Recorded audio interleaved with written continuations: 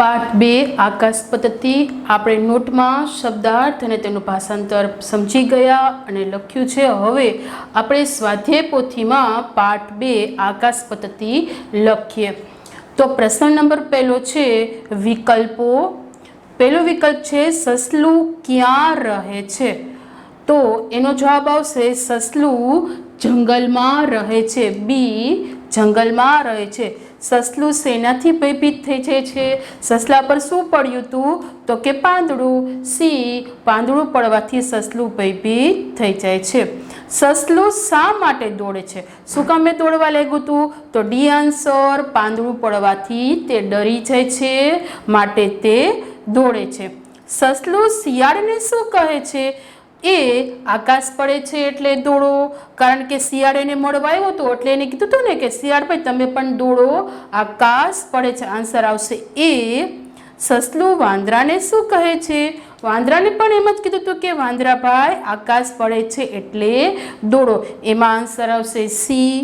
ભયભીત સસલાની પાછળ કોણ દોડે? જો સ્પષ્ટતા કરી છે, ખાલી તમને અહીંયા કોણ જ કીધું છે એટલે સૌથી પહેલા કોણ આવ્યું હતું? તો કે શિયાળ, એટલે ભયભીત સસલાની પાછળ શિયાળ દોડે છે એટલે એ આન્સર। સસક કૂત્ર ની વસતી। સસક એટલે સસલું, કૂત્ર એટલે ક્યાં, ની વસતી એટલે કે રહે છે। સસલું ક્યાં રહેતું હતું? એ વનમાં, સસલું જંગલમાં રહેતું હતું। કહ ધાવતી, કહ એટલે કોણ અને ધાવતી એટલે કે દોડે છે। કોણ દોડતું હતું? અ સસક એટલે કે સસલું। નંબર 9 વૃક્ષાત કિમ પદ્ધતિ। વૃક્ષાત એટલે કે વૃક્ષ પરથી, કિમ એટલે શું અને પદ્ધતિ એટલે પડે છે, વૃક્ષ ઉપરથી શું પડતું હતું? સી આન્સર પર્ણમ યાની કે પાંદડું। સસક શયનમ કરોતિ, વાક્યનું ગુજરાતી કરો। આ વાક્યનું ગુજરાતી શું થશે? સસક એટલે સસલું, શયનમ કરોતિ એટલે સૂએ છે એટલે બી આવશે, સસલું સૂએ છે। હવે પ્રશ્ન નંબર 2 આપણે ખાલી જગ્યા પૂરીએ। અહીંયા એના ઓપ્શન આપેલા છે એમાંથી જ આપણે પૂરવાનું છે।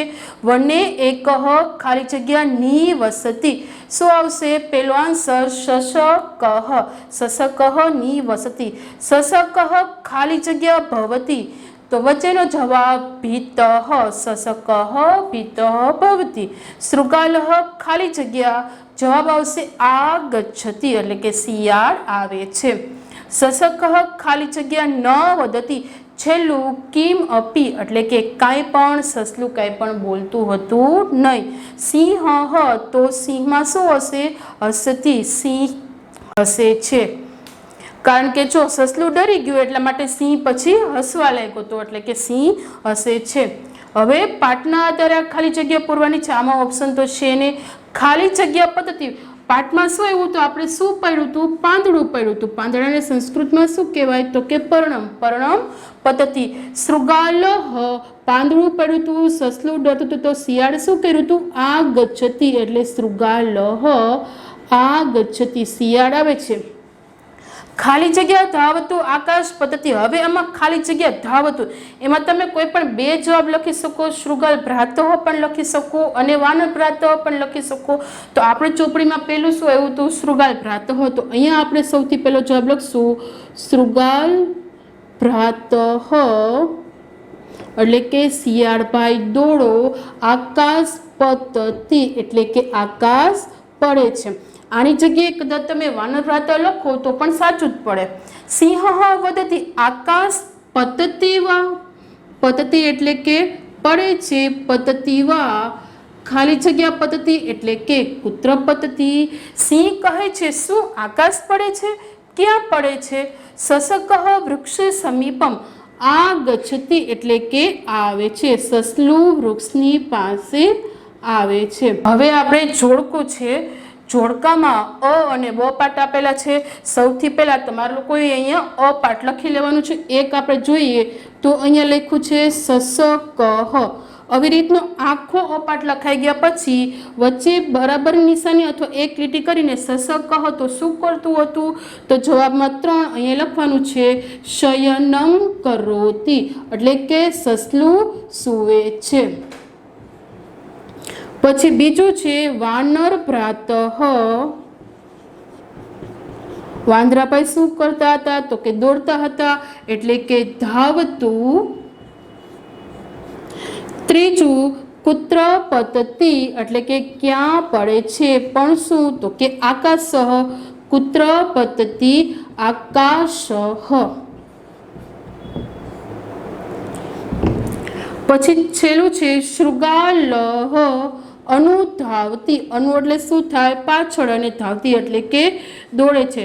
તો શિયાળ પણ તેની પાછળ દોડે છે. આ રીતના જોડકા અ સામે એના જવાબ લખવાના. હવે પ્રશ્ન નંબર 5, આ જે પ્રશ્નો આપ્યા છે એના આપણે ગુજરાતીમાં ઉત્તર લખવાના છે. સસલું ક્યાં રહેતું હતું, તો ક્યાંની જગ્યાએ આવશે, જંગલમાં. આખો જવાબ આવશે આ રીતે, સસલું જંગલમાં રહેતું હતું. સસલું શા માટે ભયભીત થઈ જાય છે, સસલા પર પાંદડું પડવાથી તે ભયભીત થઈ જાય છે. સસલું શિયાળને શું કહે છે, શિયાળ ભાઈ દોડો આકાશ પડે છે. સસલાની પાછળ કોણ કોણ દોડે છે, આપણે વિકલ્પમાં ખાલી એવું હતું કોણ, પણ અહીંયા કીધું છે કે સસલાની પાછળ કોણ કોણ દોડતા, બે દોડાતા પ્રાણી કોણ હતું, તો કે સસલાની પાછળ શિયાળ અને વાંદરો દોડે છે.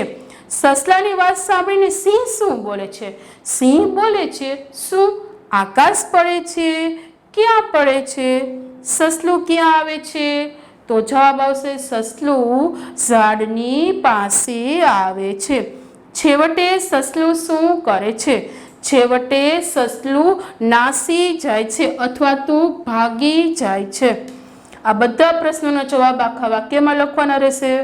હવે પ્રશ્ન નંબર 6, પ્રશ્નોના સંસ્કૃતમાં ઉત્તર લખો. આ નવો વિષય છે તમારા માટે, અને સ્વામાં એટલે કે પરીક્ષામાં તમને સંસ્કૃતના પ્રશ્ન જવાબ પણ પૂછાય અને ગુજરાતી પણ પૂછાય. કહ ભીતઃ ભવતી, કહ એટલે કોણ, ભીતઃ ભવતી એટલે કે ડરી જાય છે, કોણ ડરી ગયું હતું, તો કે સસલું. તો જવાબ આ રીતે લખવાનો થશે, સસકઃ ભીતઃ ભવતી, સસલું ડરી જાય છે. સસકઃ શૃગાલમ કિમ વદતિ, સસક એટલે સસલું, શૃગાલમ એટલે શિયાળને, કિમ વદતિ એટલે કે શું કહે છે, શું બોલ્યું હતું, તો કે શૃગાલ ભ્રાતઃ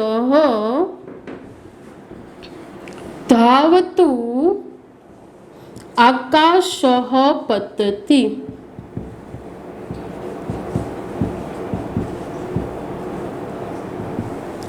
નંબર પછીનો સશકઃ વાનરમ કિમ વદતિ, એટલે સસલાએ વાંદરાને શું કીધું હતું, એમાં પણ આમ જ આવશે, વાનર ભ્રાતઃ ધાવતુ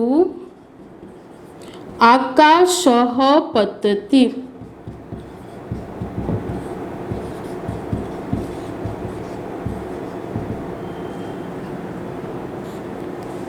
સિંહ કસ્ય અનુગચ્છતિ, સિંહનું સિંહ, કસ્ય એટલે કોની, અનુગચ્છતિ એટલે કે પાછળ છે.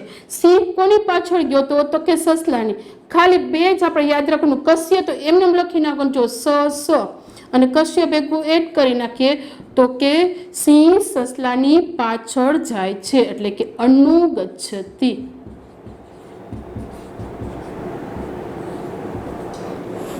સસક કુત્ર આગચ્છતિ, સસક એટલે સસલું, કુત્ર એટલે ક્યાં, આગચ્છતિ એટલે આવે છે. સસલું ક્યાં આવે છે, તો કે વૃક્ષની પાસે, એટલે કે સસક વૃક્ષ સમીપમ આગચ્છતિ.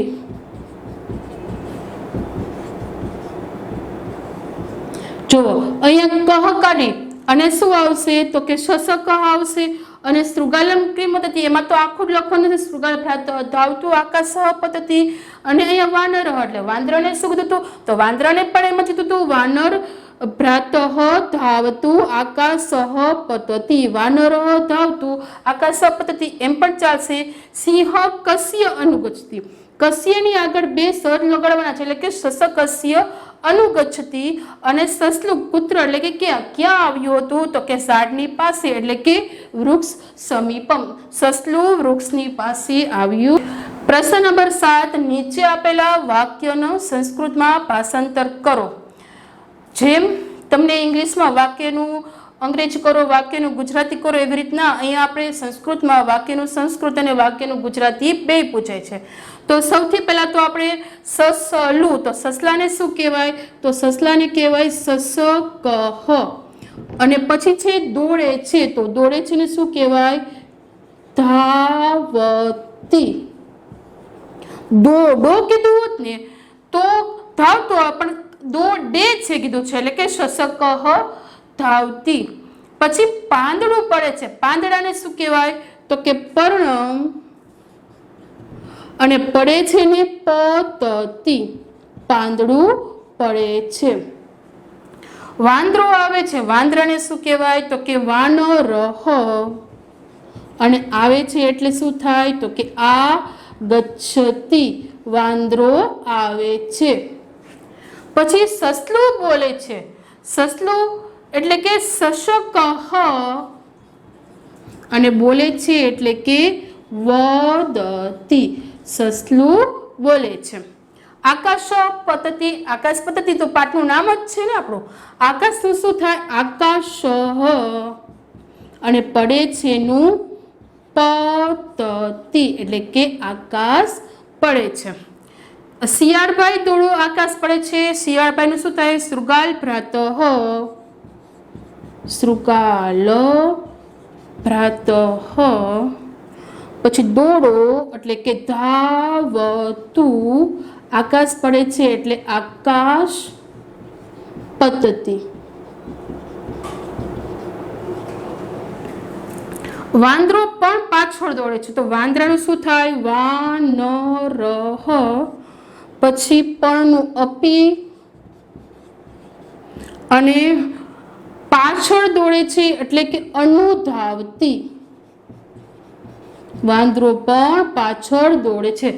સમજીએ સસલાને શું કહેવાય તો કે શશક અને દોડે છે એટલે કે ધાવતી. પહેલા કીધું એમ ધાવતું ન આવે, દોડે છે એટલે ધાવતી, અને પાંદડું પડે છે એટલે કે પર્ણમ પતતી, વાંદરો આવે છે એટલે કે વાનર આગચ્છતિ, સસલું બોલે છે એટલે કે શશક વધતી, આકાશ પડે છે એટલે કે આકાશ પતતી, શિયાળભાઈ દોડો આકાશ પડે છે એટલે કે શૃગાલ ભ્રાતઃ ધાવતું આકાશ પતતી, વાંદરો પણ પાછળ દોડે છે એટલે વાનર અપી અનુધાવતી. પ્રશ્ન નંબર 8. અહીંયા તમને સંસ્કૃત શબ્દ આપેલા છે, એની સામે તમને બબે જવાબ આપેલા છે, એટલે કે એ બંનેમાંથી સાચો કયો છે એ આપણે અહીંયા શોધીને લખવાનું. તો સૌથી પહેલા તો બધા જે સંસ્કૃત શબ્દ છે આ રીતે તમારે અહીંયા લખી લેવાના છે, પછી બરાબર કરીને સામેનો જવાબ ગોતીને લખવાનું છે. તો ભીતઃ એટલે શું થાય તો કે ડરેલો, તો સામે લખવાનું રહેશે ડરેલો. શશક એટલે કે સસલું, કુત્ર એટલે ક્યાં, ધાવતું એટલે દોડો, પલાયનમ એટલે ભાગી જવું, વધતી એટલે બોલે છે, ભ્રાતઃ એટલે ભાઈ, અને શયનમ એટલે કે સૂવે છે. સૌથી પહેલા શું કરવાનું છે સંસ્કૃત શબ્દ લખી બરાબર કરી અને પછી જેના જવાબ લખવાના છે. સમાનાર્થી શબ્દ સંસ્કૃતમાં તો સૌથી પહેલું છે પર્ણમ, તો અહીંયા આપણે લખવાનું છે પર્ણમ. પર્ણમ એટલે શું થાય તો કે પર્ણમ એટલે પલ્લવમ અથવા તો પત્રમ, બેમાંથી ગમે લોકો, અહીંયા અથવા કર્યું છે અને આ બંનેમાંથી આપણે ગમે એક જવાબ લખી શકીએ, પલ્લવમ અથવા તો પત્રમ. તો અહીંયા આપણે શું લખશું પત્રમ. આમાં પણ ઓલા સવાલની જેમ પેલા સંસ્કૃત શબ્દ અને સામે એનો જવાબ. વાનરહ એટલે શું થાય તો કે કપીહ, કપીહ એટલે વાંદરો, અને આકાશઃ એટલે નભઃ, વૃક્ષઃ એટલે કે તરુહ. 5મો નંબર સિંહ એટલે મૃગરાજ, અને વદતી એટલે કથ્યતી, પછી વનમ એટલે અરણ્યમ, અને 8મું છે સમીપમ એટલે સામીપ્યમ. વનમ એટલે શું થાય એટલે કે અરણ્યમ, અને સમીપમ એટલે કે સામીપ્યમ. આ રીતના સવાલ સામે એના જવાબ લખવાના રહેશે. પેરેગ્રાફનું ગુજરાતી જે આપણે પાકી નોટમાં તો લખ્યું છે, પણ તમને આવી રીતનું પરીક્ષામાં પેરેગ્રાફ પૂછાય ને એનું ગુજરાતી લખવાનું રહેશે. તો સૌથી પહેલા આપણે આ પેરેગ્રાફ આપેલો છે, અહીંયા સીધું ગુજરાતી જ લખવાનું છે. શશક વદતી એટલે કે સસલું બોલે છે, વાનર પ્રાતઃ ધાવતું આકાશ પતતી, વાનર પ્રાતઃ એટલે વાંદરાભાઈ, ધાવતું એટલે દોડો, આકાશ પતતી એટલે કે આકાશ પડે છે, વાંદરાભાઈ દોડો આકાશ પડે છે. ભીતઃ સસક ધાવતી, ભીતઃ એટલે ડરેલું, સસક એટલે સસલું અને ધાવતી એટલે કે દોડે છે. ડરેલું સસલું દોડે છે. શૃગાલહ અનુધાવતી, શૃગાલહ એટલે શિયાળ, અનુ એટલે પાછળ અને ધાવતી એટલે કે દોડે છે. શિયાળ તેની પાછળ દોડે છે. વાનરહ અપી અનુધાવતી, વાનરહ એટલે વાંદરો, અપી એટલે પણ, અનુ એટલે પાછળ અને ધાવતી એટલે કે દોડે છે. વાંદરો પણ તેની પાછળ દોડે છે. સિંહ આગચ્છતિ, સિંહ એટલે સિંહ, આગચ્છતિ એટલે કે આવે છે, સિંહ આવે છે. આખું ગુજરાતી પેરેગ્રાફમાં લખવાનું છે. નંબર 2, સસક વૃક્ષ સમીપમ આગચ્છતિ, સસક એટલે કે સસલું, વૃક્ષ સમીપમ એટલે કે વૃક્ષની પાસે અને આગચ્છતિ એટલે કે આવે છે, સસલું વૃક્ષની પાસે આવે છે. સિંહ વદતી, સિંહ એટલે સિંહ, વદતી એટલે કે બોલે છે, સિંહ બોલે છે. કુત્ર પતતી આકાશઃ, કુત્ર એટલે કે ક્યાં, પતતી એટલે કે પડે છે, આકાશઃ એટલે આકાશ. સિંહ બોલે છે, ક્યાં પડે છે આકાશ. સસક કિમ અપી ન વદતી, સસક એટલે સસલું, કિમ અપી એટલે કાંઈ પણ, ન એટલે નથી, વદતી એટલે કે બોલતું, સસલું કાંઈ પણ બોલતું નથી. સિંહ હસ્તી, સિંહ એટલે સિંહ, હસ્તી એટલે કે હસે છે, સિંહ હસે છે. સસક પલાયનમ કરોતી, સસક એટલે સસલું, પલાયનમ કરોતી એટલે કે નાસી જાય છે, સસલું નાસી જાય છે. હવે જે રીતે તમે લોકોને હિન્દીમાં વાર્તા પૂછે ને એવી રીતની વાર્તા તમને આ જ પાઠની ગુજરાતીમાં પૂછે છે. જેવી રીતે તમને કીધું છે કે આકાશઃ પતતી, આટલી સૂચના આપેલી હોય કે આકાશઃ પતતી વાર્તા ગુજરાતીમાં લખી અને તેનું શીર્ષક અને બોધ લખો, બરાબર છે. તો વાર્તા લખાઈ ગઈ જેવી રીતે કે આકાશઃ પતતી, એમાં સૌથી પહેલા તો આપણે શીર્ષક લખવાનું રહેશે, આકાશ પડે છે. પછી તમારે વાર્તા આવી રીતને ચાલુ કરવાની છે કે ભાઈ એક જંગલ હતું, ત્યાં ઘણા બધા પ્રાણીઓ હતા, એવામાં એક સસલું ઝાડ નીચે સૂતું હતું, અને જે રીતે આપણે ભાષાંતર કર્યું છે એને અનુલક્ષીને અહીંયા વાર્તા પેરેગ્રાફમાં લખવાની રહેશે. અને પણ બોધ શું થશે, આપણે કોઈ પણની વાતમાં આવી જવું નહીં.